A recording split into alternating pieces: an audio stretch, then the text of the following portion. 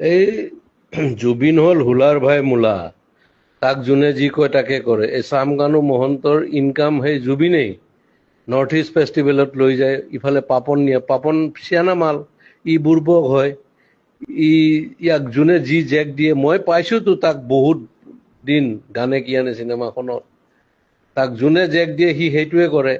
যে চামকানু মহন্তই তাক লৈ যায়, ইফালে গৰিমাই তাক যাব দিল, তাৰ চিজাৰ আছে এই মিৰ্গি।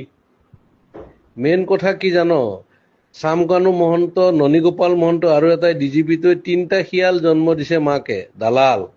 এই গোটেই হিমন্তই বেক কৰাৰ কাৰণে সিহঁতে ইমান দূৰ যাব পাৰিছে। আৰু কেতিয়াবা কংগ্ৰেছৰ পৰাই পইচা খাই আছিল সিহঁতে, বিৰাট বদমাছৰ হাড্ডি হয়, তাৰ প্ৰপাৰ্টি চালে তই মৰি যাবি।